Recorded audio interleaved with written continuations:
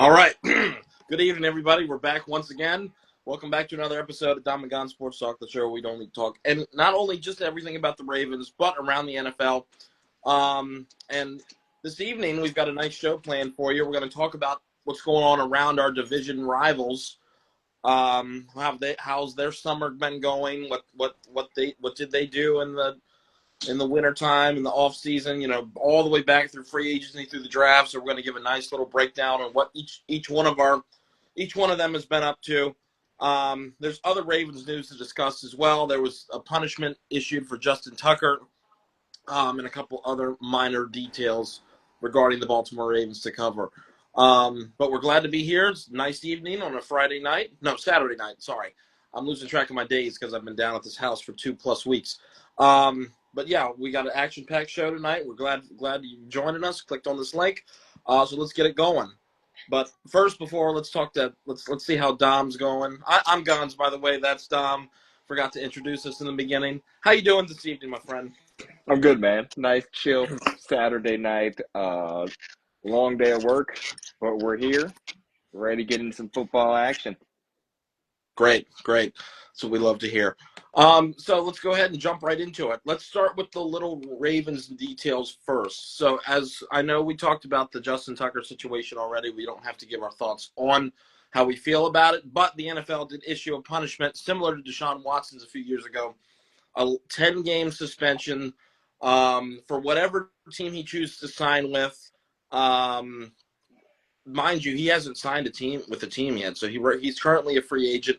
What this means is that it's 10 regular season games. So if he does sign with a team, he's still able to participate in practices, training camp coming up in July. He's even able to play in the preseason games. He wants to practice some kicks. But it's the regular season where he will not be allowed to play. So, I mean, this kind of just details it. I mean, we were waiting for the investigation results from the NFL to come out, and obviously they've made the decision based on their investigation. So it is what it is. It appears to be true. What's kind of weird is, I don't know if it's weird, but it is what it is. Justin Tucker is still in denial. I mean, he's still saying that all these are false, and he didn't say anything about taking any sort of accountability. I mean, he's just continues to say that these are false. So it's not a good look at all. Not a good look at all. I'm not gonna speculate. I don't know the details exactly, but it's a mess. And I think he's probably finished. I don't think he's doing anything. I don't think that the team's going to give him a chance with this kind of resume and the fact that he's not even taking accountability. I really don't think a team's going to give him a chance. So I think the NFL did the right thing. So we'll see what happens. We still got a couple more weeks of the summer before training camp, but it's not looking good right now. It looks pretty ugly. Yeah, just a very unfortunate situation all around.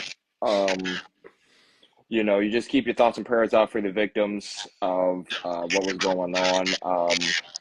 I mean, 10 weeks, I think that's 1 week less than Deshaun Watson. So, I mean, I guess that's par for course for how the NFL has handled these type of situations, especially when it comes to a multitude of allegations. Yeah, it does not look good. And like you said, I think the suspension is supposed to take set on cut day, which is August 26th. And I know he's not gonna be deemed eligible until November 11th. Is when he'll be deemed eligible to actually play in a game. Will he get signed? We do not know. I mean, I just don't see him signing with a roster that's not going to contend. I mean, obviously, it might just be a money thing. I don't know. We'll see. But yeah, it's just an unfortunate situation, a very, very terrible situation. And you just keep your thoughts and prayers out for the people. You lost me. Do you still have me? Yes, we have you. You get endless phone calls. It's crazy. People who were affected by the situation. And, I guess, like you said, it's a wait and see for now. But, yeah.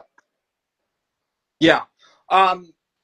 and that's that. So we're just going to wait and see, honestly, what he just said. So moving on to some other things. We didn't talk about this last time, but I think we should bring it up real quick. C.J. Mosley, our old linebacker, did retire. A former Raven for 4 years, 2014 through 18, 5 seasons technically. Everyone remembers his historic play. I mean, always be remembered in Baltimore as a special time. Intercepting Baker Mayfield on 4th down to seal the Ravens division win and their ticket to the playoffs for the first time in 3 years. Because at that point we had missed the playoffs for 2 straight seasons. So it was nice to get back to the playoffs. It was rookie year, Lamar Jackson. First look at this run-first offense, and that was Marty Morningwig's last year. I was about to say Greg Roman. Greg Roman wasn't brought on board until 2019. So shout out to C.J. Mosley having a good career. He did go to the Jets, didn't pan out as much as he wanted to. He dealt with a lot of injuries. His most recent one being that neck injury. So congrats on a good career. He did a pretty good job being a leader for both squads. What's kind of crazy, though, there was some other news that came out. The Ravens were interested in a reunion. That would have been pretty interesting. I would have been down for that, to bring Mosley back to pair next to Roquan Smith, and that would have been pretty awesome. He could have been a nice leader for those guys, younger guys, Trenton Simpson, Teddy Buchanan. Not Teddy Buchanan. Is it Teddy? No, you hit it on the nose. That was right? Okay. Sorry, I forgot. I was thinking of Teddy Bruschi, the old Patriot. You hit it on the nose. Yeah. And those other younger guys, he would have been a great leader. I thought that would have been a great fit. Both sides were very interested in getting it done, but he was not cleared by the doctors to come back to play. So he just called it quits from there. Fair enough. So good decision. But you just kind of think that would have been fun. I think that would have been very fun. I know he's not what he used to be back when he was on the Ravens the first time, but still, I mean, having a very smart, intelligent linebacker, a leader, 2 veterans paired up together. I mean, Roquan next to him, that would have been a fun thing to see, along with whatever's going on in our secondary, not to mention our front line. So that would have been a really cool thing. I'm a little disappointed that we couldn't see that for just 1 season, because the Ravens are sort of in win now mode. But you also got to wonder, would that have impacted their money for Jair Alexander? I don't know. I have no idea. But I'm good how it is now. If I had to choose how it is, I think I'd rather have Jair Alexander, because we need that secondary help. We really do. And we needed somebody to replace Stevens, and this guy could definitely do it. We already talked about that. But still, just a little nugget, something to think about. As news broke out of that after he retired a couple of weeks. I think it was a weeks ago. Yeah, about a week and a half ago or 2. Yeah. So that was pretty awesome. So shout out to him. Yeah, man. Shout out to CJ. Heck of a career. Definitely would have been fun. Like you said, a smart veteran linebacker next to another smart veteran linebacker. That would have been fun to see, especially having him back for at least – I'm thinking they probably would have got him for a 1-year deal, even if that was the case anyway. But it's very unfortunate that couldn't work out. But I can't really get upset if the doctor's decision. It wasn't really like a money issue. It was just like wouldn't be the right decision for him to play. So I completely understand looking out for your health, of course, always. So shout out to CJ, heck of a career. Thank you for everything you did for the Ravens. And good luck going forward in retirement. Yeah. All right, I think it's time to move on to the bulk of the show, and that being the AFC North breakdown. So we got a lot to discuss. We're going to talk about all their moves that they made dating all the way back to March. And we'll go through any changes they've made on the team, draft picks, any other things that may have happened recently. Because Pittsburgh, I know they just signed Rodgers. So why don't we go ahead and start? First on my list, I've got Cincinnati Bengals. So why don't we start talking about the Cincinnati Kitty Cats? They had a pretty interesting offseason, to say the least. They were able to re-sign both of their stud receivers, Chase and Higgins, when I thought there was no way they're going to make that happen, and keep Burrow, which they already signed Burrow. That was last year. But this past offseason, they've already got these 2. I mean, we're going to soon talk about why that's not such a good thing for the rest of their things, because now they're kind of out of money, and they really can't do much. So they've got both of those guys back. They re-signed Mike Gesicki, B.J. Hill on the D line, and linebacker Joseph Asai. I think that's mainly a pass rush. So those are their main re-signings and additions, very limited additions. I think Hill might have been the addition, I think, because he might be returning to the Bengals. He was on the Bengals for a while and then maybe left. I'd have to double check that. But departures, they did lose a couple people. I mean, they lost veteran Sam Hubbard. I think did he retire? I think he's retired. He did retire. Yeah. Yeah, and he's been a long time player on the D line. Very solid veteran. He was the one who got stiff arm last year on that Lamar Jackson touchdown to Isaiah Likely, so that was pretty awesome. Send him into retirement on that note. Offensive lineman Alex Kappa, that was another piece on their O-line. Their O-line is a little bit it's mainly intact. I feel like he was the only one that actually left. So I'm assuming they're going to have the same people, similar offensive line that they'll have next year. They've got Sheldon Rankins who left. And apparently they had Khalil Herbert on this team. I had no idea they had him on there. And they did. I would have given that dude a lot of carries. I think they traded for him midway through the season, if I'm not mistaken. And I didn't see him at all. Maybe I just don't remember, but that's right. Yeah, you bring up that trade with the Chicago Bears. So I don't know why they didn't use him more. I thought he was pretty good. I mean, Chase Brown is fine, but I don't really think they had a number 2 running back that really took the lead role. So whatever, but he's gone. That seemed like a waste, but that's okay. And then draft picks, they only had 4 picks this year, guys. That's not a lot. They had Shamar Stewart, that's a round 1 pick. Demetrius Knight Jr., that I'm assuming is their second round. Dylan Fairchild and Taj Brooks, the remaining 2. Not sure what rounds they are, but that's the order they were drafted in. Whatever rounds they were, you can go look that up. Shamar Stewart, as you know, is not signed still. He's still holding out. I mean, this guaranteed stuff is really the guaranteed contract is really causing like a roadblock in some of these training camp or some of these rookie contracts. Same thing going for, and we'll talk about this more. Quinshon Judkins, I don't think is signed yet either. So yeah, this is kind of a mess they have. Obviously, the biggest thing I was waiting to unfold was the contract status of Trey Hendrickson. I mean, that dude literally was their entire defense last year. I mean, he did everything for them. Led the NFL in sacks, and they don't want to pay him. Well, maybe not so much they don't want to. They'd rather pay their receivers, and now they have no money.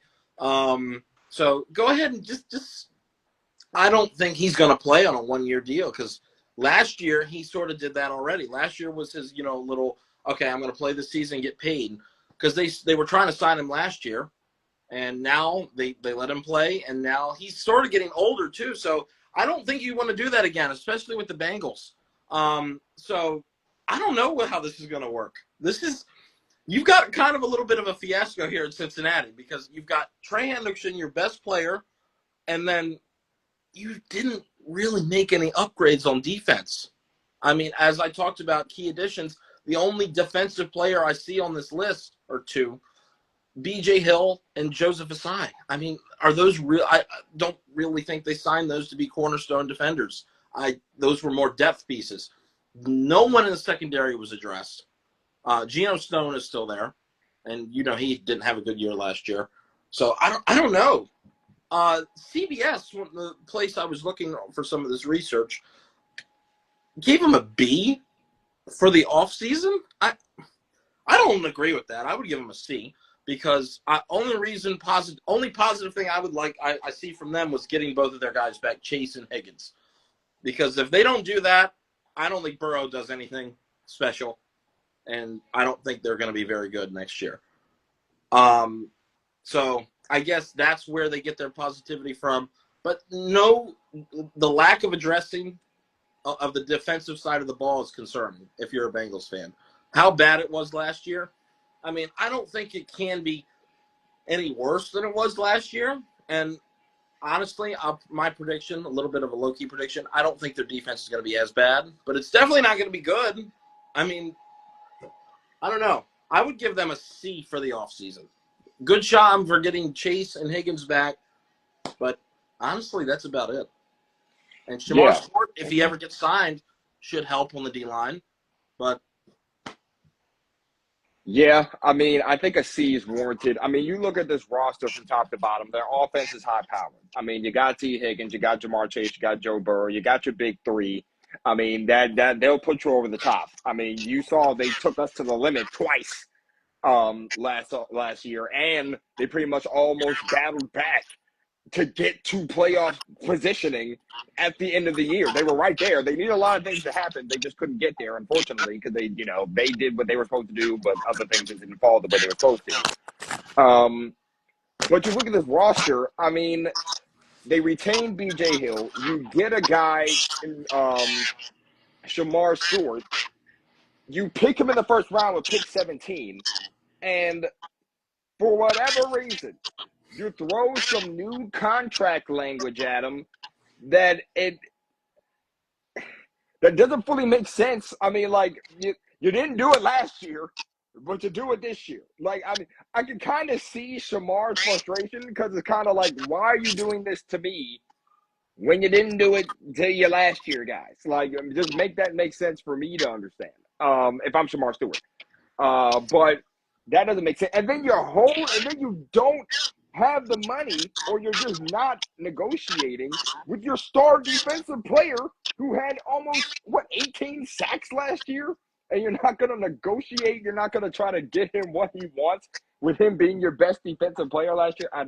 I don't know. The Bengals are playing really dangerous games right now with their roster, and if they continue to play these games, they're not going to have someone reliable enough to rush the passer this year. Somebody was even saying, I saw something a while ago when the Shamar Stewart stuff was still continuing and still making headlines. They were saying like Shamar could literally default him being picked this year and then get picked next year without it being the Cincinnati Bengals. And I was like, I've never even that seen would be awesome. anything. I've never even seen anything get pushed that far, which is crazy to me. I mean, I just don't get it, man. I mean, again, the offense is solid. I mean, you look at their draft class, you get Shamar Stewart with pick number 1. You're trying to get better on the edge. I get that, but you still got to sign him, which you have not. He hasn't even practiced. For a player that a lot of people are saying needed development, he's not getting that development because he's not practicing. So you're not getting him there. You pick a linebacker. You pick Demetrius Knight in round 2. You get a guard in Dylan Fairchild with round 3. Barrett Carter round 4. You pick up a tackle in the 5th round, and then you pick up Taj Brooks in the 6th round. So it was a mix of defense and offense for this team, but their main focus was defense. Like, that's what they struggled at all year. And I think they actually also got rid of their defensive coordinator this past year. So they're trying to revamp their defensive identity, and you don't have your star defensive player practicing, and then you don't have your first round pick practicing. So I'm just trying to understand what this Bengals roster wants to do, like what the front office is doing as far like how they want to move forward into this season. At this point, they're going to have to score 40 a game to even like contend, and you don't want to have to do that. So you Like think the Bengals defense is going to be as bad as it was last year? I mean, I'm not gonna lie, they aren't doing much. They aren't doing much to change my mind. I mean, Okay. you know what I mean? Like, I just don't think that right now they're proving to me. I don't know how their new defensive coordinator operates. It could be a whole new system. I will have to wait and see how throughout the first few weeks. So I don't want to say they're going to be absolute dog water because we just don't know. But I do know I don't see a lot of defenses playing great without their star defensive player. That is just me. If you do not have Trey Hendrickson under contract, if you don't have Shamar Stewart under contract, like I don't see how this works out. I'm not going to lie. I mean, you sign Chase, you sign Higgins, you don't have any money. You restructure Geno's deal. You picked up Dax Hill's 5th-year option. I don't know, man. I'm gonna also have to give this a C. I just don't see this Bengals roster.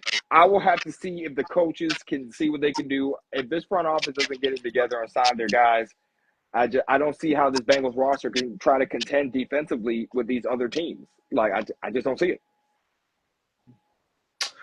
It's me personally. I just don't think.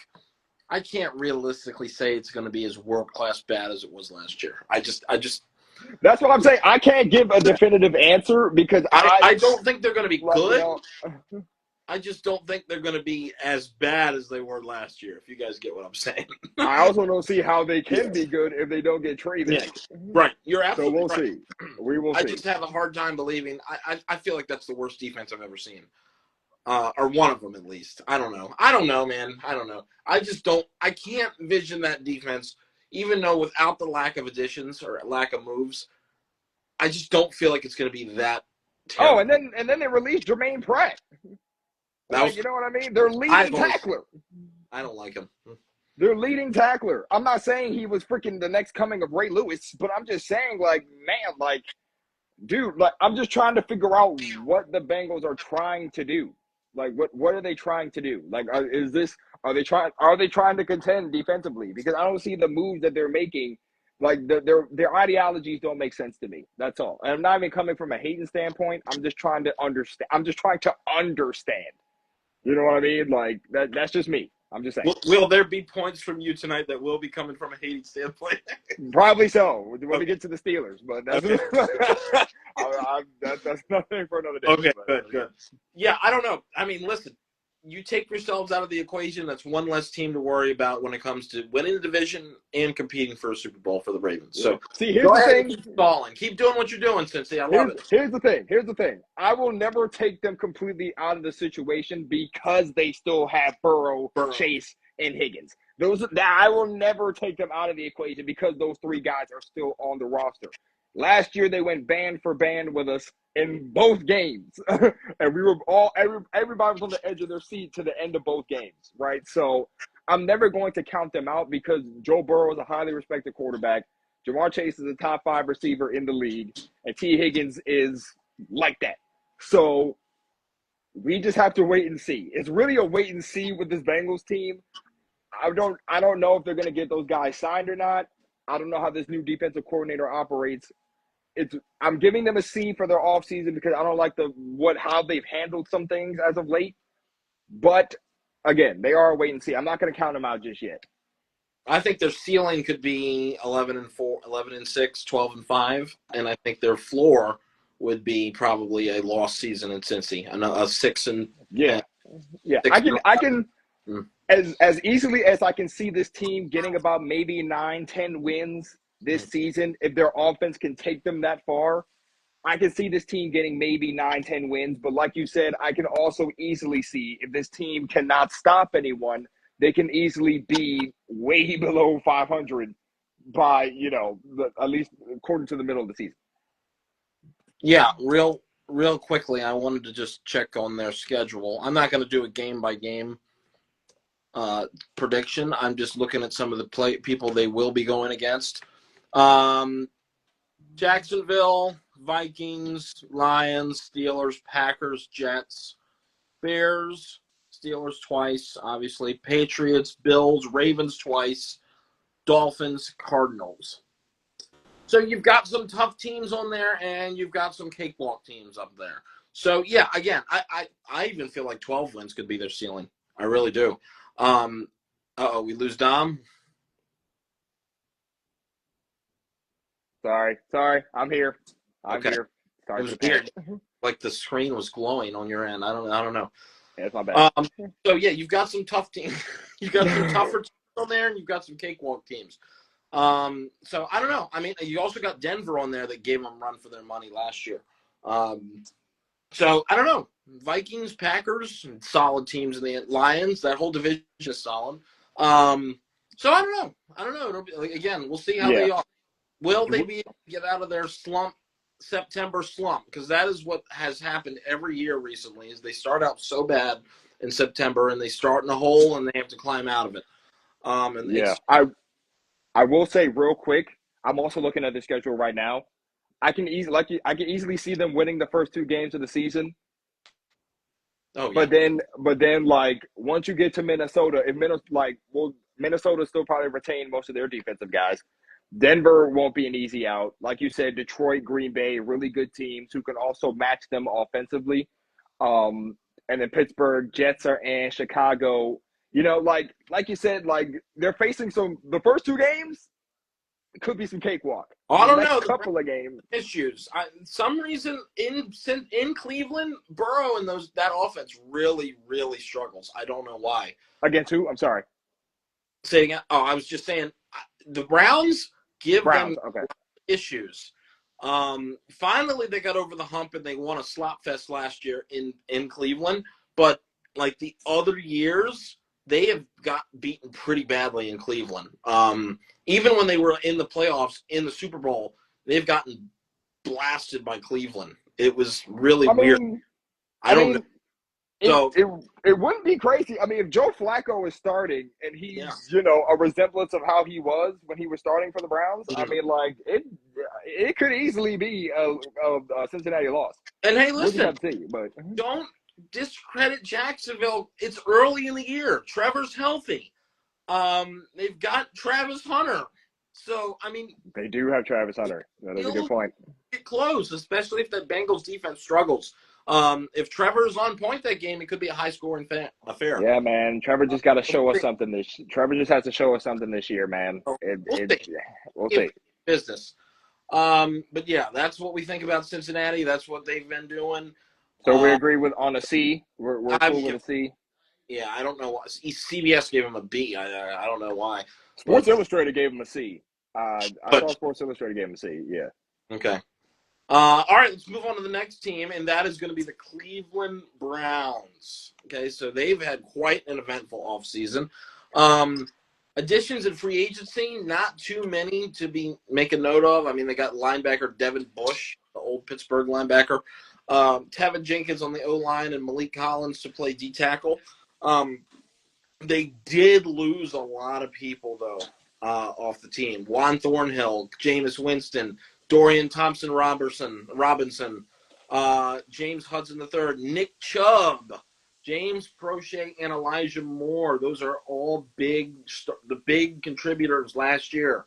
So quarterback room is completely revamped, going from Watson, Winston, Dorian Thompson-Robinson, now going to Shedeur, Dylan Gabriel, Joe Flacco, Kenny Pickett, and Shedeur Sanders. Did I say Shedeur twice? You might have said Shedeur twice, but I think that's just your excitement for him, so we'll take it.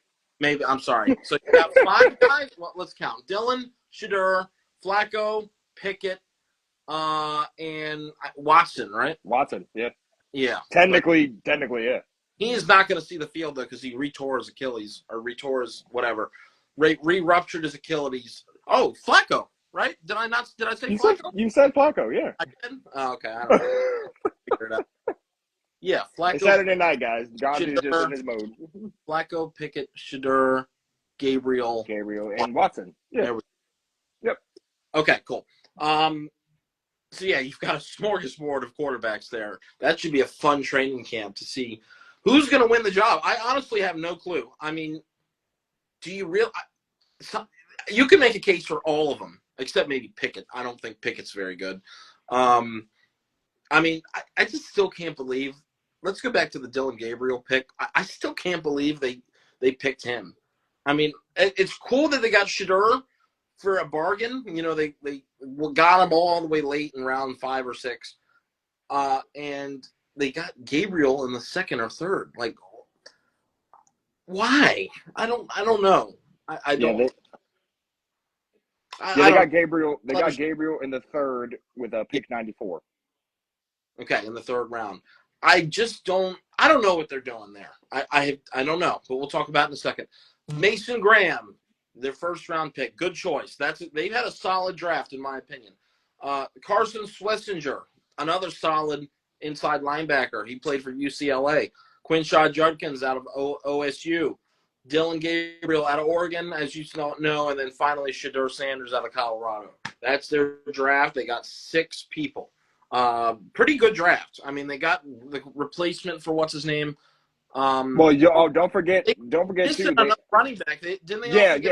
Don't forget they picked up a tight end, Harold Fanin Jr.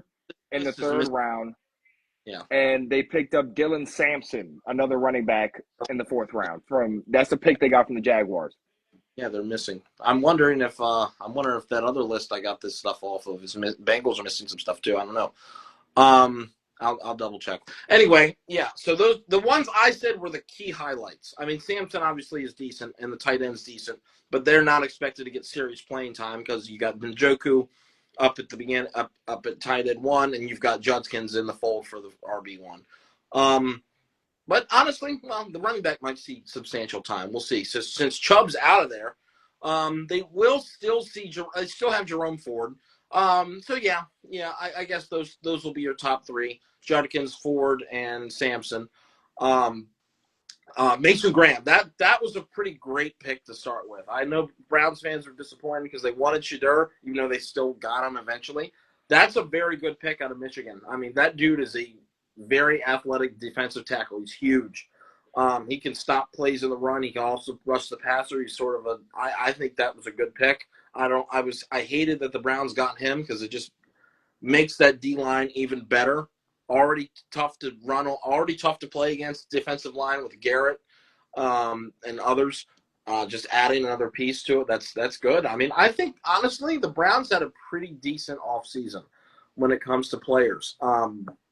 And, we didn't really upgrade the wide receiver room, but they're going to rock with who they had last year. I mean, they did lose Elijah Moore, and they lost James Prochet, who just can't seem to find a home. It's crazy. Even though, well, he was on there for 2 years. So they've got Jerry Jeudy, who's going to be their featured wide receiver. So we'll see what happens at that aspect. These quarterbacks, though, they're going to be put to work. So we'll see how the running game can help these guys. Who I'm trying to figure out who the other wide receivers are. I'm going to pull up their roster. I'm having a blank here. Talk about like on the roster. Yeah, current Browns wide receivers. So I'm looking right now. They got a couple. Michael Woods, Cedric Tillman, Keyshawn Johnson. Yep. Deontay Johnson. Oh gosh. He's been up and down the AFC North. Speaking of him, he revealed why he left or why he didn't come into the game for the Ravens back in November. That's just a pathetic excuse. Me personally, I think it's pathetic. I'm sorry. Some people are like, "Oh, I get it. You don't want bad film." Stay warmed up. This is your chance to be used. This is your chance to earn more playing time. I don't understand what – he's not even good. I don't even know why he's trying to pressure himself, like preserve his body. Like what was that? That right there was sort of a arrogance type of response. Like, what are we thinking? Go out there and help your team when you're called upon. That was a terrible excuse. I'm sorry, but I hated it. I'm glad he's even more out of there. And I'm glad he played for the Steelers so I can continue to hate on him. And I'm glad he plays for the Browns so I can continue to hate him too. I mean, because this is just ridiculous. I'm so glad we got him out of there. Good job, Baltimore, because this dude is just unbelievable. That really grinded my gears. I don't know what you thought about it, but that is such a self-response. Yeah, you can't say, like, he said he was mentally checked out, and I'm just like, dude, we are trying to make a playoff push. Like, we are trying to battle. You see your guys out there trying to battle, and you just don't want to go into the game because it was 41 degrees, and it was just like, come on, man. I don't know Deontay. Obviously, none of us know Deontay except his close peoples. So, I mean, it is what it is. But, like, I didn't really buy that excuse. It is what it is. He's on the Browns now. That's a closed chapter in our book. We're just gonna roll with the guys we got. I'm fine with the guys we got. Texas didn't want to use him. I mean, he's a cancer to the team. Like, go ahead, Cleveland, pick him up, use him. Hey, let him pollute your locker room. Do it. Pollute. Yeah, pollute. You like that one. Anyway, so let's go back to the Browns. So, yeah, there's your wide receiver room. Cooper's gone. Remember, Cooper got traded last year early in the season to the Buffalo Bills. So I don't know. Now that you've actually read off their wide receivers, I don't know if they have too many. They don't really seem to have many people that really scare me, to be honest. I don't know how the heck we gave up 400 yards to James Winston last year. I really don't know. Elijah Moore, I mean, I don't feel like that dude was very super amazing either. But now even worse with what they have now. So I really don't know what they're going to do here. Maybe they're just going to do a power run game. They're going to switch to a running team. And then open up with play action. I mean, we'll see. We'll see. And then they still have David Njoku, like I talked about. And if Joe Flacco plays, I would expect David Njoku to be very productive. I really would. Because Flacco always was good using tight ends. And when he played for Cleveland a couple of years ago in 2023, he was always using Njoku over the middle, always play actioning to him. I mean, just showing it looked like a Dennis Pitta 2.0, honestly, how much production that what's his name had, Njoku. So it depends on who plays quarterback. Pickett, if they go with Pickett, I think the offense is going to be putrid. I'm not a Pickett fan. And I know he was thrown into a garbage situation in Pittsburgh. I just don't think he's very good. He was just struggling to make reads. He wasn't seeing the field. He was, making tunnel vision reads. And then you saw what Russell Wilson did last year, and they played with essentially the same team. Freiermuth, Pickens, Calvin Austin, a couple other guys. And he did much better. So I don't know. I don't know. And I know that he dealt with Canada, and they got what's his name, the Atlanta guy. Shoot, can't remember his name. Arthur Smith. That was their offensive coordinator last year. But I'm not sure he was super a big upgrade. I don't know. But yeah, I think that what they should do is they should roll with Flacco. That would give them their best chance to get off to a hot start.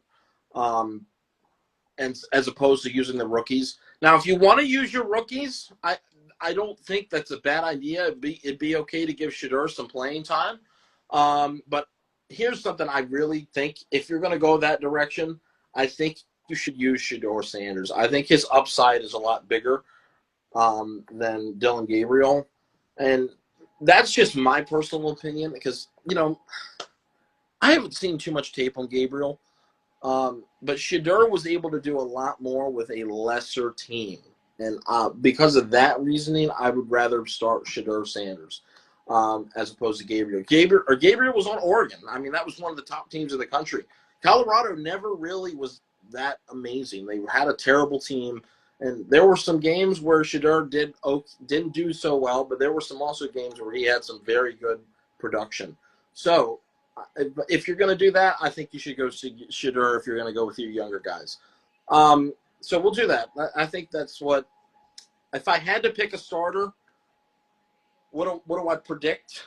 I'm going to say Flacco starts. I think they need to use Flacco because that was their best offense to recent memory was when Flacco was quarterback. So I'm going to say Flacco starts the season at QB1, and he could steal some wins for him, okay? And Dom, feel free to chime in here. I don't know if you're still here. No, I'm still here. I was just waiting, for. I can't your picture's gone on my screen. All I see is I just see a blank screen. Am I back? Hello? No, you're not. Oh, gee. So thank you for talking because I was worried you were gone. Am I still here? Hello?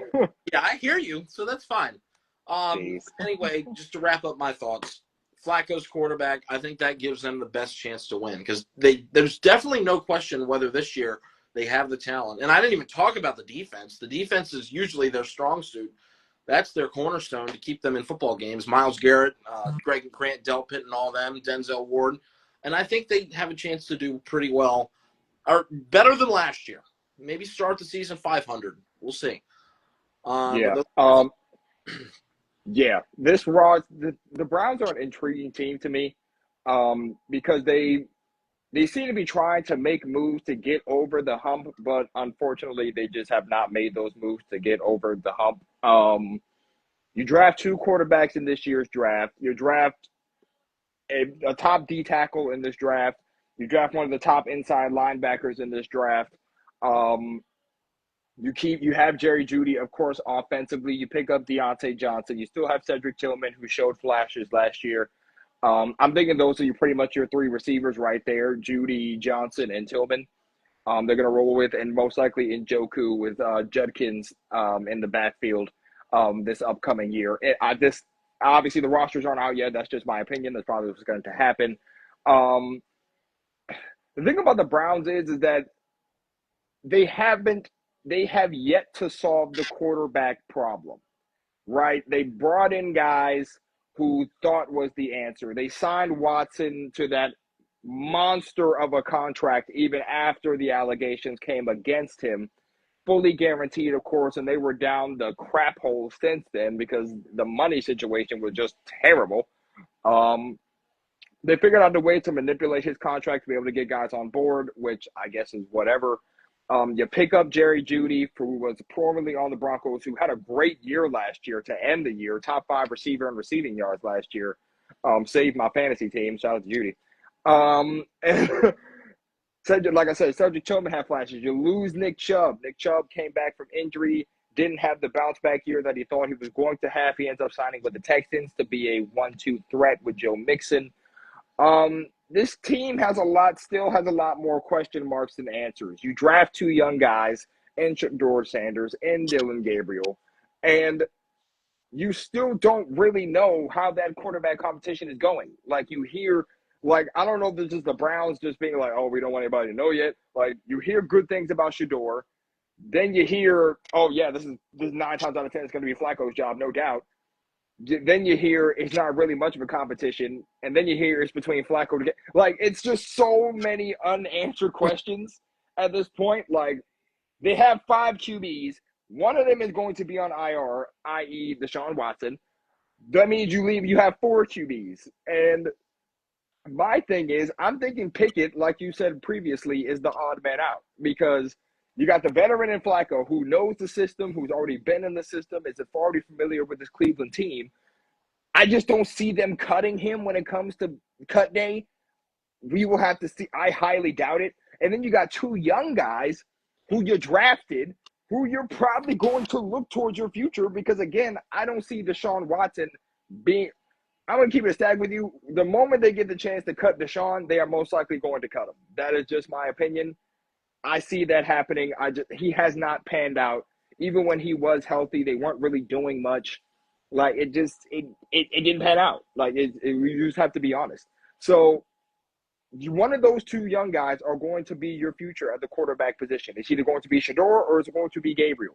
Or you're going to trade one of them for a late round pick or whatever to acquire an asset. Either way, this team right now, they're in full. I feel like they're just heading towards that rebuild mode at this point, trying to just gather what they can and try to contend later in the future. Because right now, I just don't think this roster is going to fully do it going forward. Again, in this stacked AFC, in the same AFC with the Ravens, with the Bills, with the Chiefs, the Chargers are coming up. The Bengals are still here. You know what I mean? It's just a stacked AFC. And I just don't see them contending this year.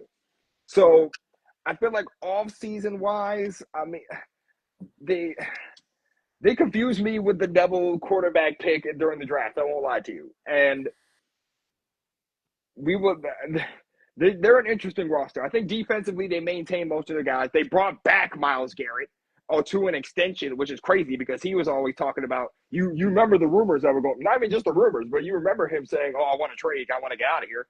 And then when he says I want to play for a contending team, he signs an extension with the losing team he was just on. So obviously that was just about the money.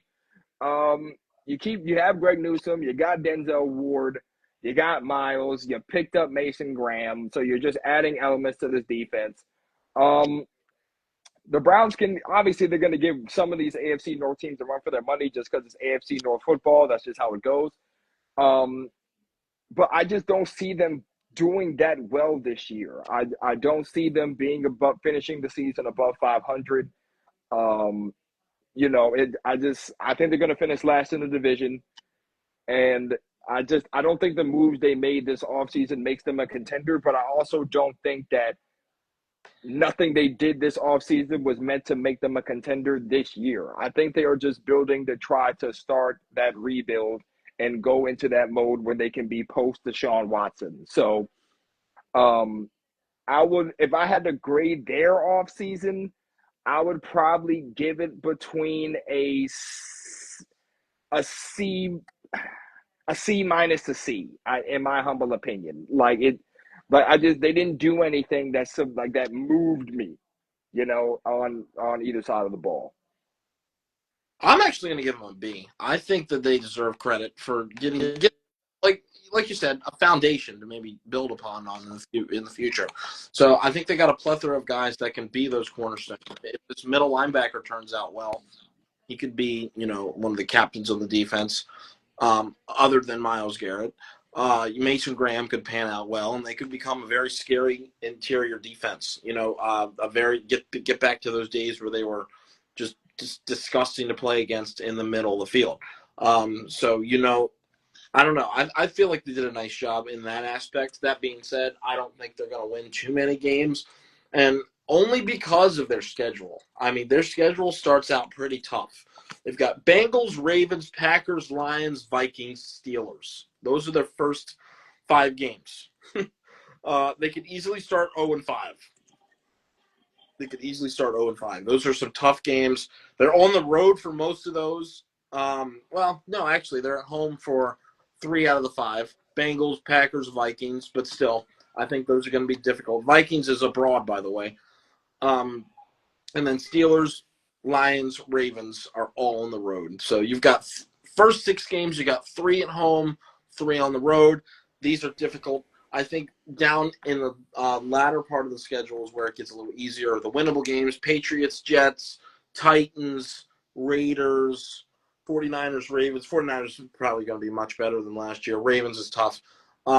Bills is tough. But, yeah, I think that the start of their schedule is going to dig them a hole they can't get out of. And I said that they could start 500, but that was because I didn't look at their schedule. I didn't know they were playing all these tough teams in order. Even with Flacco at quarterback, he's turnover prone still. He was effective, but he had a lot of turnovers that one year with Cleveland. So I just don't see it. I don't see it. It's too tough. So this year is not the year for the Browns. Not to say they won't give other AFC North teams some issues. Hopefully they won't. Hopefully the Ravens can handle their business against the Browns this year and not be upset like we were last year. That was inexcusable.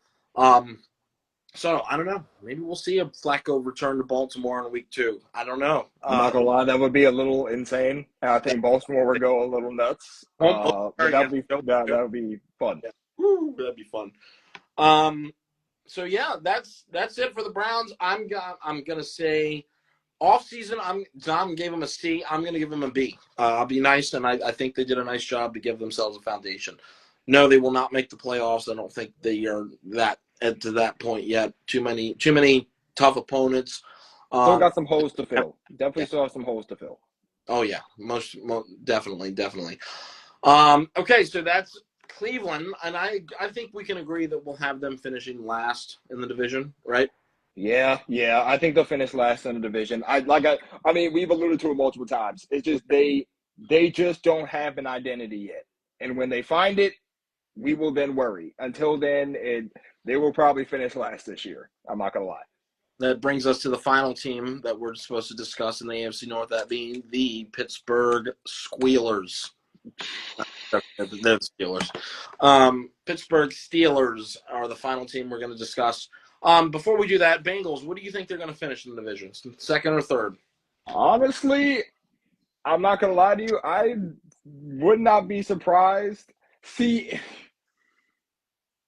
man, it's hard. It's very difficult because while I don't, and we're about to get into the Steelers in a second, so I don't want to get too far ahead into what I want to say. Like I said, when I saw the Bengals didn't really do much defensively to change my mind about them, I don't see what the Steelers did offensively to make me think they're gonna be something, and we're about to get into them in a second, which is why I didn't want to get too far ahead. But I don't know. While I see the Bengals can score a multitude of points, I've seen the Steelers could potentially get a multitude of stops. Um, Damn, that's a difficult question. I can't believe you hit Well, me how with about that. talk about Pittsburgh, and then Let's talk about Pittsburgh and come back to that because we'll come that's back to that. difficult. We'll That's a do a little difficult full right now. rundown of the AFC North standings at the end. Who do we think is going to start first, second, third, and fourth? Okay, Pittsburgh Steelers. This was indeed a crazy offseason. Almost a complete makeover on offense with their skill positions. Almost, as I say, not complete. I said almost. They traded in a blockbuster trade with the Seattle Seahawks, and they got wide receiver DK Metcalf to take over. And then just a couple of days or a couple of weeks afterwards, might have been a couple of months, can't remember.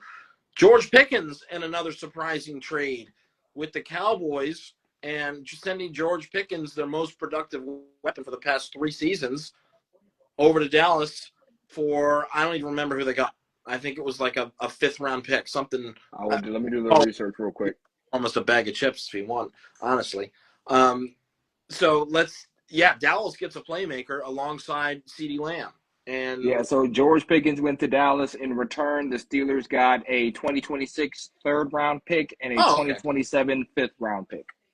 Okay, so it's not quite I'll say it's a sandwich in a bag of chips. So not just a bag of chips, a sandwich in a bag of chips. So pretty good. Not too bad. You got a little meal for it. So yeah. So this essentially throws DK Metcalf into that wide receiver run role without Pittsburgh or without a wide receiver too. And that was something that Steelers fans have been looking for, somebody to pair with Pickens, so they can maybe open up the field a little bit more, and they go ahead and they trade him. It's almost like they almost just did a player trade. I mean, they bring one guy in and they ship another guy out. So that's fine with me. I mean, Calvin Austin is not a wide receiver two, in my opinion. That dude is a punt returner and mainly like a wide receiver 3/slot type of dude who catches bubble screens. So I don't know who else they have. We'll go over that in a little bit. So that was the biggest moves of the offseason, acquiring Metcalf. At quarterback, they also re-signed Mason Rudolph. And for a while, since they did draft Will Howard. We'll get to draft picks in a second. A lot of people speculated that Rudolph would be their starting quarterback post-draft because they only had him and Will Howard on the roster. They got rid of Russell Wilson and Justin Fields, and Justin Fields went to the Jets. Russell Wilson went to the Giants. Both went to New York squads. And I was kind of shocked about that. I didn't think they were going to get rid of both guys. I thought that Russ did enough to have another year in Pittsburgh. So I was a little bit surprised that they got rid of him. He was the most productive quarterback. I mean, I would also say, too, I mean, they were both on 1-year deals. And, I mean, we don't know. We don't even know if there were offers made to them. Like, I don't really know the extent to which if there were offers made to them to even bring one of them back. But, I mean, I think Russ got a 1-year deal in New York for the Giants. And I think Fields got a multi-year deal with the Jets. So, I mean, I don't know. I really that was an interesting. That's a good note that you bring up because I honestly thought one of them was at least going to be wearing the black and gold going into this year, and they just are not. And I'm kind of happy that Fields is gone because I was really tired of Pittsburgh bringing Fields in to run the ball on some random third down. So that's good. Now it will be predictable as heck because we'll get to him in a little bit. So yeah, that's what it was looking like going into the draft. Once we get draft, let's talk about it. They got defensive tackle Derek Harmon. That was their first round pick. I know they were disappointed. They really wanted our fans really wanted Shedeur or a quarterback. Yeah, they threw me for a loop with that first pick. I'm not going to lie to you. So this guy essentially is probably going to be Cameron Hayward's replacement. He's getting really old. What is he, 36, 37? Yeah, about 36, 37, yeah. Yeah, okay. And then they went ahead and they got Najee Harris's replacement because I didn't mention Najee Harris departed in free agency. He's now a Charger. Quarterbacks. He went to the Chargers, right? Yep, he is now a Charger. Chargers, wow. Elandon Roberts is gone too, and Larry Ogunjobi, along with Dan Moore. Wow, and James Daniel. This team has they have lost a lot of players on offense. I'm really liking that. I really like. Anyway, yeah. So Caleb Johnson was their second round pick to come in for Najee Harris and be sort of their RB1, I guess now, because they don't have anybody. They have Well, they still got Jalen Warren. Yeah, they still have Jalen Warren. but I don't think Jalen Warren is a well. I don't know. He could. I mean, carry the load. I felt like he saw decent more snaps than Najee. He did, and he was pretty productive when he did. So I don't know. I don't know, but it all depends on this offensive line too. And it looks like some of the guys left too. Dan Moore, I know he was a starter. So Caleb Johnson. They also got OSU Jack Sawyer, who made that crazy play in the playoff game against Tennessee. Or no, was it Texas?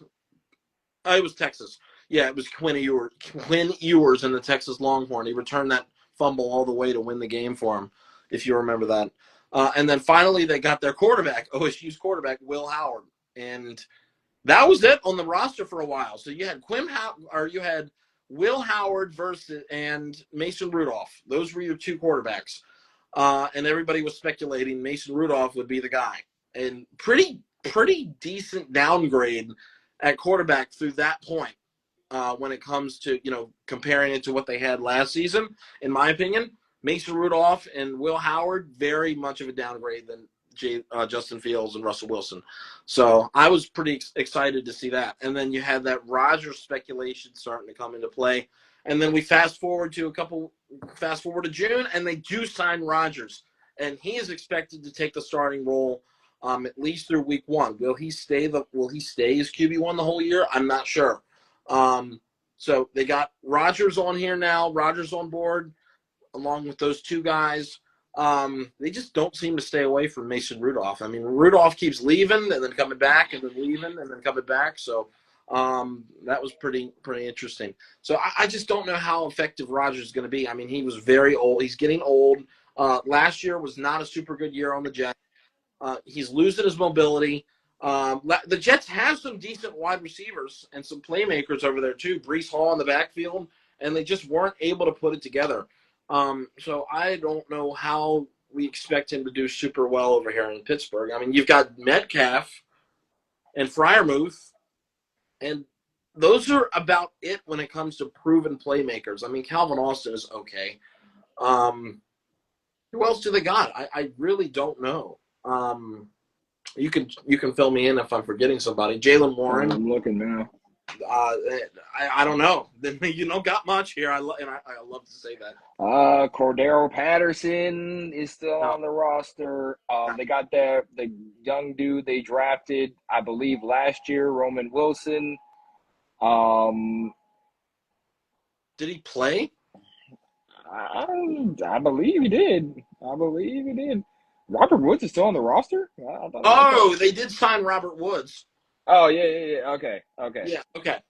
Yeah. All right, so thank you. Yeah, they did bring in Robert Woods. That should be a pretty good addition, veteran presence. Where we come from, the St. Louis Rams, I think, right? Or L.A. Rams, St. Louis. L.A. Rams. So, yeah, okay. So they got a couple guys.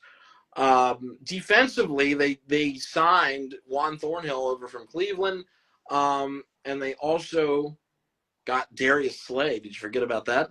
Darius Slay. I honestly thought he was going to be a Raven. I know. I'm not gonna lie to you. Thinking about it. But I don't know. We'll see how he does. People are saying he's getting old. So we'll see how he does. Excuse me. So, yeah, a pretty decent overhaul for the Pittsburgh Steelers. Now, is it for the better? I'm not sure. And Jack Sawyer, the Ohio State left end, that dude could be a potential star, I think. I kind of wanted him on the Ravens, but I'm glad we got Mike Green. That was before I thought Mike Green was realistic for us at that point. I didn't think we were going to get him either, but yeah. So this guy could be a potential star. I'm not sure, a potential breakout player to go along with T.J. Watt, who is holding out, by the way. I was gonna wait and see if you were gonna mention that, but yep. I'm glad you did. Yep, I love that. So you got Hendrickson and Watt, two of our biggest nemesis To our on, biggest ops. yeah, going ahead and holding out against their teams. So I love it. I just love it. I feel like the only team who's not having issues with contracts right now or holdouts is Baltimore, and I love it. I love it. Now get Lamar signed, and we'll be good to go. But yeah, this is it's. I don't know, man. This is a weird offseason to grade. Uh, CBS gave them an A minus. I think that's Really? incredibly high. I would go. I think I would give them at least a B minus or C plus, because I don't know, man. I feel like instead of upgrading their team, they sort of did a makeover. They shipped guys out and they brought guys in. I don't really think they upgraded, if you know what I'm saying. I mean, how do we know Metcalf is going to work in the system? I mean, he has never played with Arthur Smith. He's been with Seahawks his entire career. Pickens, at least, was, certified in this Pittsburgh system with Mike Tomlin. I know they switched from Canada to Arthur Smith recently, but I think that he was more of a comfortable, proven playmaker for Pittsburgh. I don't know if Metcalf is going to be that guy yet. I mean, obviously he's supposed to be. That's why they brought him in. But is he going to pan out? We'll see. I don't know. I think there's a little bit of cause for concern for Pittsburgh's offense regarding on how much of a makeover it is. I mean, not to say their old offense was good and they should have stuck with that, because it wasn't. So I don't know, man. I'm kind of having a hard time trying to give this a grade, because you've got pros and cons when talking about these guys. So I'm going to go ahead and just say I'm going to give them a C plus. Am I hating? Probably, but that's what I think. Happy that you are admitting that. What am I about to say? I think you hit a lot of it on the button. With the acquisition of DK, see, when DK came onto the team, I thought that their initial prerogative was DK, Pickens, 1 and 2 duo. Like, I really thought that's how they were gonna do it with that, and that was like, oh shoot, if they get Rodgers, boy, you know what I mean? Like, but Okay. yeah, and I say that because I mean, Rodgers is. Before I go on further, how would you have weighed Russell versus Rodgers last year? No, I thought Russell was better for the Steelers last year. I mean, he's more mobile, obviously. I mean, that's the biggest thing. Like extending the play, throwing on the run. I think that Russell gives you the better opportunity to make more plays. I mean, Rodgers is just a sitting duck at times now. His mobility is really, it's going down the drain. And that's not to say Rodgers isn't going to be great or is going to be awful next year. He might still be decent at times. I just think that Russell gives you more chances to win with his more. He's got more of a skill set at this point in his career. Since Rodgers used to be great. Rodgers used to be amazing in Green Bay. He used to scramble and run and do some crazy things in the pocket, to give himself a chance to make a play. I just don't think he can do that anymore at age 36 or whatever he is, 37. Okay. So Um, I think the reason why I was like, oh crap, Metcalf, Pickens, Rodgers, whoa there, buddy. Like you said, Rodgers' mobility has taken a hit with age, injuries. Of course, he came back from a catastrophic injury when he got freaking hurt in game 1, 2 years ago. So he's had a lot to bounce back from. I feel as though, like, in a new system, you know what I mean? 'Cause I feel like that Jets, like, I feel like QBs they go wherever the system goes, right? Like, their talent, I feel like their ability travels with the system. And I feel like Rodgers in a new system could have been more dangerous, especially with a Metcalf, with a Pickens. If they have Jalen Warren with a Freiermuth, on and on.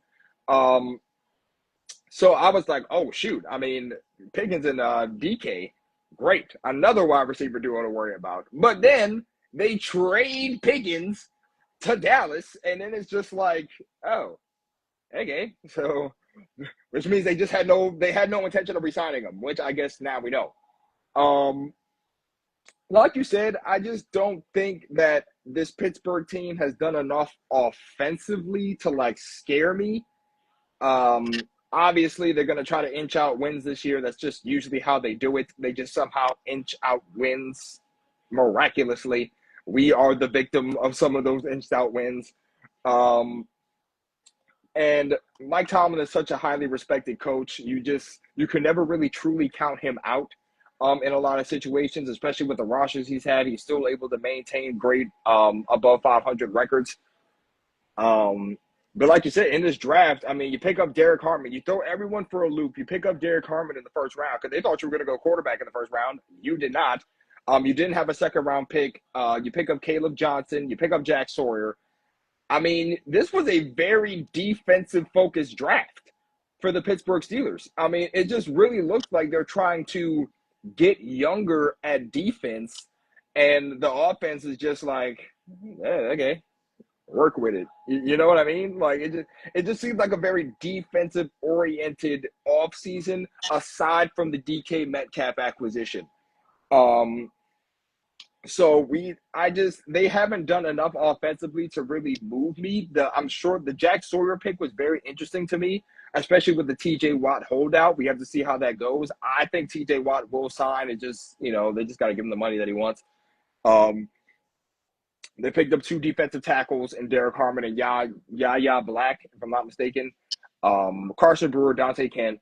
We're honestly just gonna have to see with the Steelers team. They'll probably get stops. Like I mentioned earlier, they're a team that will most likely get stops. Will they score enough points? I don't know if that's to be seen because you got DK, you got Freiermuth, but you bag those guys, then what? I mean, I don't know what you do. So we will see the offense, like you said, the last year took a really big hit with Russell.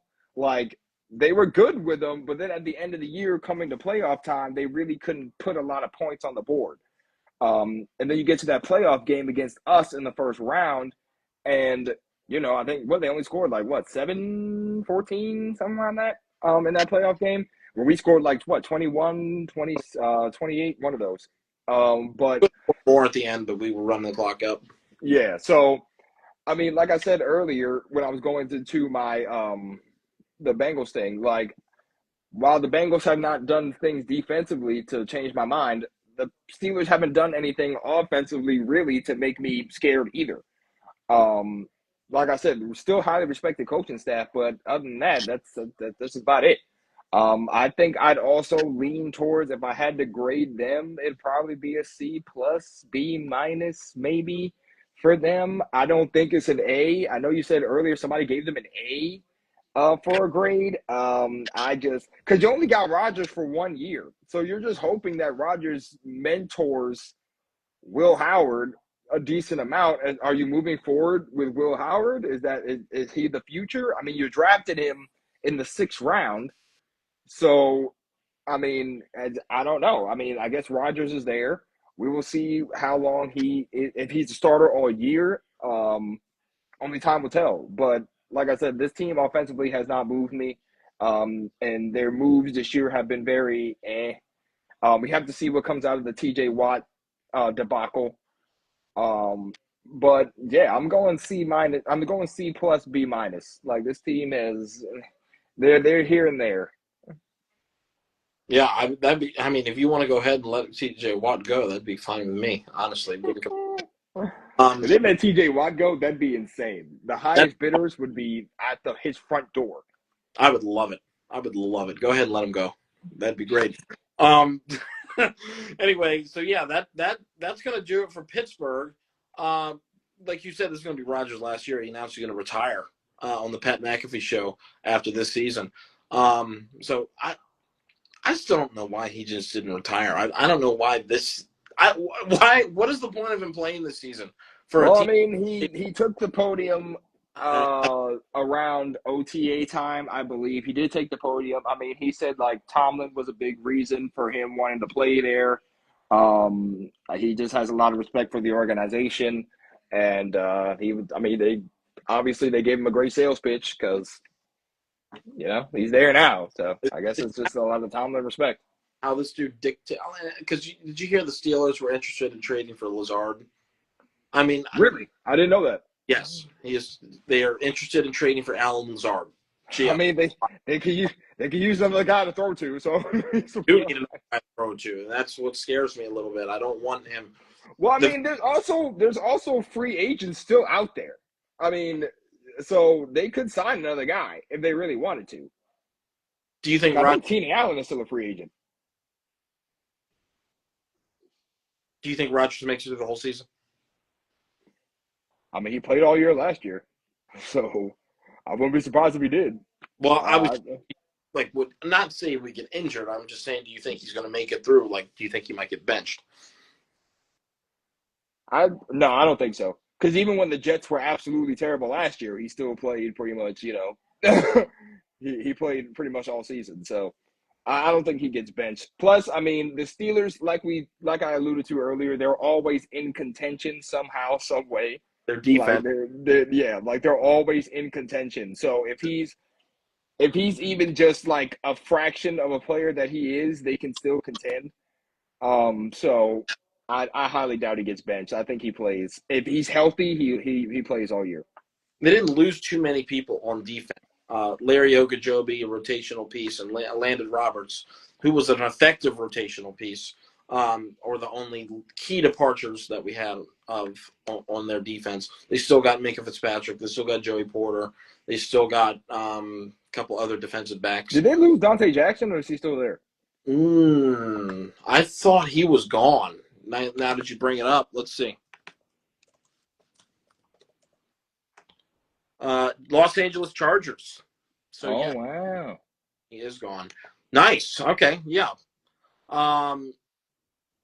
Yeah, he had 5 interceptions last year for the Pittsburgh. So honestly, yeah, okay. I'm liking this. I'm liking this as a matchup thing. I don't know who else they have. Who is it? Beanie Bishop? They got Beanie Bishop, Joey Porter Jr., Darius Slay. Slay. Yeah, that rookie that they drafted, Dante Kent. Yeah, I mean they got some guys. They got some guys. Slay is an interesting addition. We'll see. The fact that it's very interesting that Slay decided to end his career in Pittsburgh, but I mean, when you spend most of your career in Philly and you still kind of want to stay in that area, I guess I can't knock him for that. Yeah, again, on paper the defense looks solid, looks fine. It's offense. I still think it's their offense. It's literally just exactly. It's literally just the offense that is like very questionable to me. That defense gets cracks in the armor too, like around the midway point, and they have issues stopping the run.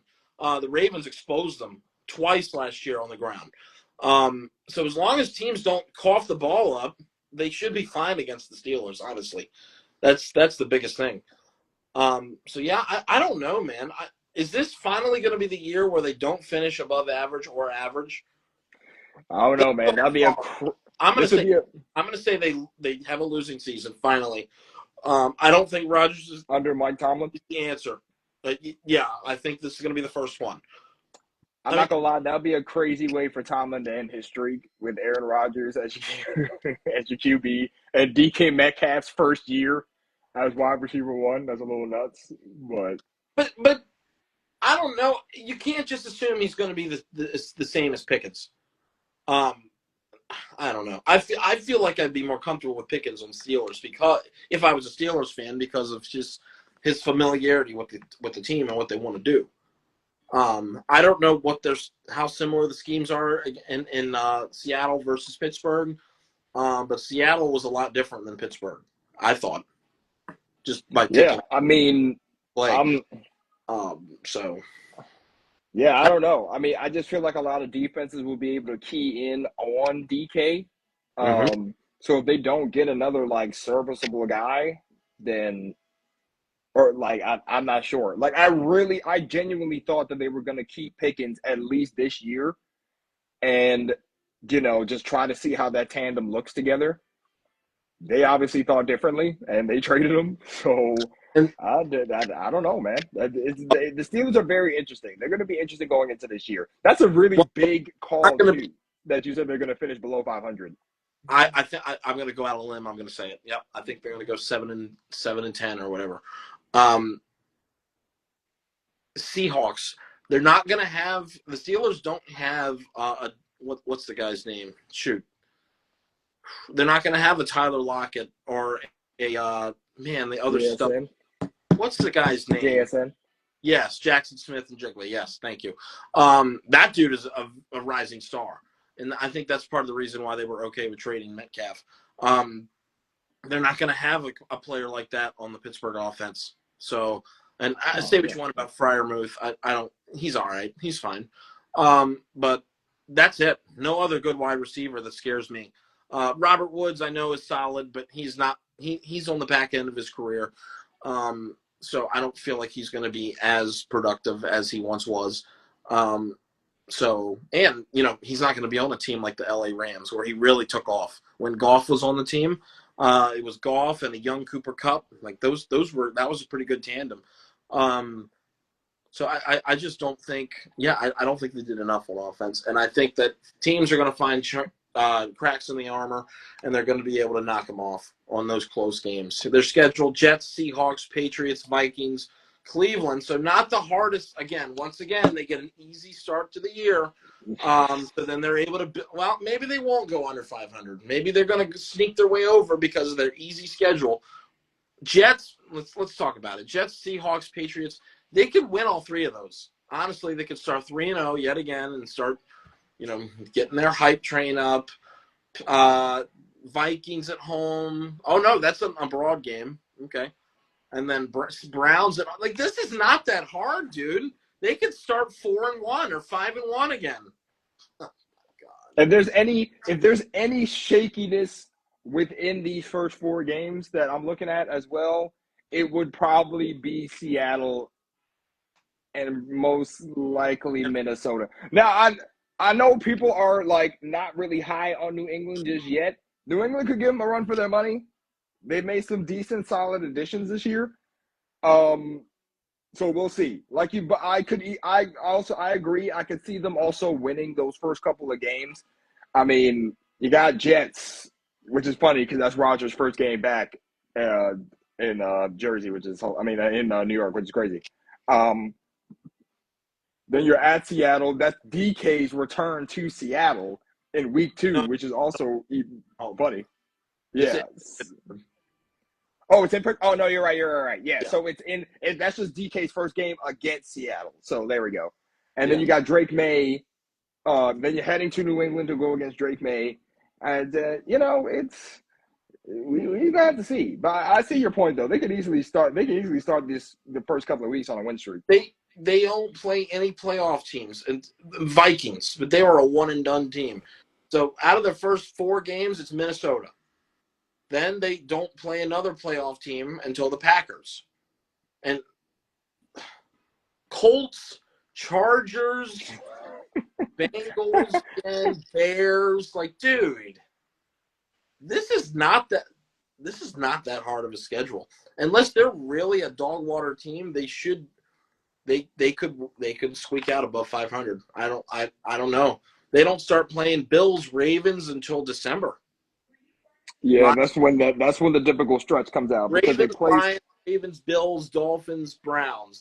I think around week 11 when they face Cincinnati again is when it might start getting tough because you got Cincinnati, Bears, to Pittsburgh. You're going to Chicago. Then you come back home. You play Buffalo. Then you're heading to Baltimore in December. Mm-hmm. Then you play in Miami. No, I'm sorry. Miami comes to you. And then you've got to go to Detroit. I already know how Dolphins play away from home. Yeah. In the cold, yeah, it's not good. This is not that hard. I don't, and it's not because of the teams they're playing. It's because of how their schedule is arranged. I mean, the Ravens' schedule is arranged much more. Dude, we got we literally have Buffalo, Cleveland, Detroit, Kansas City, Houston, LA to start. They don't play LA. They don't play Houston. They're not playing any of these playoff teams. Yeah, we're literally the Colts, the Bears. We're facing 5 playoff teams in the first 6 weeks. That's insane. Like, Well, thank goodness we're at home against the Texans and Rams. yeah, so we're home for 3 out of the 5, thankfully. And maybe the Rams. I'm sorry, for 3 out of the 6, if I'm not mistaken. No, we're home for 4 out of the 6. Good. Yeah, we're home for 4 out of the 6, so it's not bad. We're just heading to Buffalo, and we're heading to Kansas City. Nice. All right, our two enemies. Our 2 biggest ops team. But Bills is Sunday Night Football, which is going to be a heck of a game to watch. Oh my gosh. But anyway, so that wraps it up for Pittsburgh. All right, let's go ahead and do the final rundown before we get out of here. I know it's been a long one. So 4th place we've got Cleveland. 3rd place I'm gonna go Bengals. I don't See? You see why I struggled? Do you see why I struggled? It's not easy to put. It's hard to rank them both because the Bengals have done haven't done anything defensively, and the Steelers haven't done much offensively. 2nd, I'm going Cincinnati. I think Cincinnati has a bounce back year. I think they have a better chance of being a better team as opposed to the Pittsburgh Steelers. So I'm going to go ahead and pick the Bengals for 2nd place, and I think the Ravens get it done 1st place. Okay. We agree with the Cleveland positioning. I think Cleveland finishes last this year. I'm not gonna lie. I'm starting to lean towards putting Pittsburgh in that 3rd spot. I just don't know. I don't know. I really don't know when it comes to them. I'm okay. I feel okay putting Bengals in that 2nd spot because I also feel like they're going to try to want to overcome the terrible start they had last year as well. They're going to be looking for a bounce back, and if they can somehow, some way, try to get the guys that hold out to sign, it could be a different team. So I think we're going Ravens, Bengals, Steelers, Browns as the ranking for the division this year. I think that's how it's going to go. Sounds good. All right, so there you have it. There's the AFC North. There's their full breakdown, their full predictions for how the division's going to go. Obviously, we'll do game-by-game predictions as we get closer. We'll redo our game-by-game prediction for Baltimore, and then we can do game-by-game predictions for the other 3 teams as well as we get closer to the season. We're sitting here at the end of June. There's only a few more days left of June, and then we'll be in July. 4th of July, once that hits, it's time to start thinking about training camp because the 15th is when the rookies come in, and the vets report on the 22nd. So they get started on the 23rd. 23rd. Not much more time. So we're really getting it going here this offseason. Hopefully the players are getting their rest, getting their private workouts in, and gearing up for a nice, fun month of July. Hot practices and getting ready for preseason. Oh, my gosh. It's going to be sweltering heat out there. Good Lord. Practices this year. We'll see. I'd like to go back. Maybe, if anything, we can try to hit the stadium practice. Yeah, for sure. And I'm going to they sent us a schedule for them, so I'm going to try to see if I can get my eyes in on some of those practices, attend some of those sessions, see if I can give you guys some key intel. Yeah, for some key intel from within the practice, and go at it from there. So it should be a training camp. Good. Sounds good. Real quick before we wrap up, I guess we feel like the Baltimore would you say that you feel like the Baltimore Ravens have done the best or have done enough in the offseason? Upgrades, covered their losses well enough, or better than the other guys. Do you think so? Or what do you think?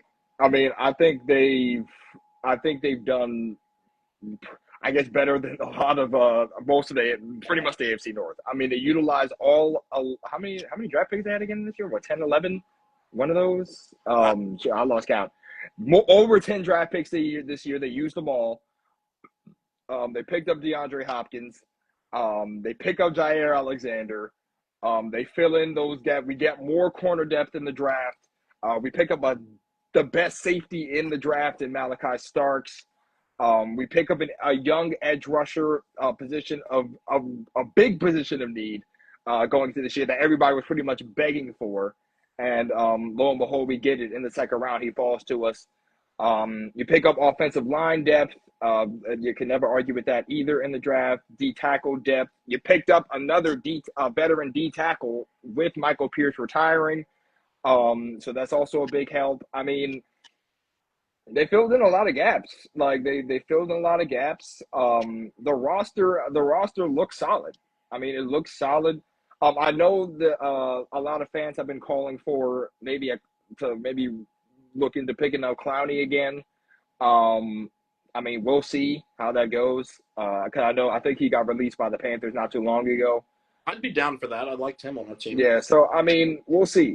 But I mean, I think so far the roster looks pretty solid. I mean, you see everybody out here saying the Ravens have a top 5 roster in the league. So obviously we're doing something right. If everybody keeps saying no excuses, yada yada, all that fancy gas. They've put themselves in a position, like we said last week, to where they're built to go win a championship. Now they just got to do it. I mean, if they could just get out of their own way in these big games, I mean, look out. Seriously. Yeah. I think going back to finish off my statements though, if they pick up Clowney, I mean, it's cool too. If they decide to also look into safety situations, like with the loss of Ardarius for the first at least couple months, do they pick up a veteran? Do they try to move somebody into that spot that they're working out? We'll see as training camp goes on. I would like to see an answer to that question, how they will address that, going into the season without Ardarius. But I mean, I think they've done the best so far out of the division. Yeah. The corner position, the safety position, the pass rush, those were all major concerns. All those things were addressed. Offensive line. What were you going to say? I said most of those things were addressed. And then you got Odafe Owe pretty much going to a contract year. So he's going to try to play at the best of his ability. Hopefully Trenton Simpson tries to overcome last year, getting benched last year, coming in. Teddy Buchanan can give him a run for his money. We'll see how he does. How will Starks fit in? We'll see, because he can be just as versatile as Kyle is. So yeah, I'm excited to see how this roster shapes out. I'm really interested to see this final 53-man roster. I'm speaking super early because we're not even in July yet, but I'm very interested to see the final 53 for sure. Yeah, we'll see what happens. We will see what happens. It's getting really exciting. I'm getting excited for football again. But anyway, this was a fun episode. I know it was long, so appreciate you for watching. And you could always watch half of it and watch half of it later. That's the glory of YouTube. So yeah, thanks again. We're going to go up and get on out of here. I think we've gave all of our points for all of the teams, and threw in some Ravens things there at the end. I don't think there's anything else to be said for now. We're going to try to get some guests on in the future as we have a few weeks before training camp starts. So we'll see what we can get together for you for that. We'll definitely be back either way to talk more Ravens news. But this has been fun. I think it's good to get this done. And then we will, like I said, we'll do more game-by-game predictions as we get closer. But I think we're going to wrap it up for now. Thanks again for rocking with us. Please leave a subscription or a like and a comment if you enjoyed this content, and feel free. I always say this, but I think I should still say it. Feel free to let us know what you want to see. We would love to cover some other things as well. We love free ideas. If you want to DM us on Instagram or you want to comment down below on the video, it doesn't matter. It'd be cool to do some other things, especially if it's coming from you guys as well. We'd be open to doing it. So please let us know if you want. But anyway, thanks again for rocking with us. I'm Gonz. That's Dom, even though I still can't see him on my screen. That's crazy. I know, it is crazy. But this has been fun. Thanks for rocking with us once again. And we're signing out. Have a good night. And go Ravens.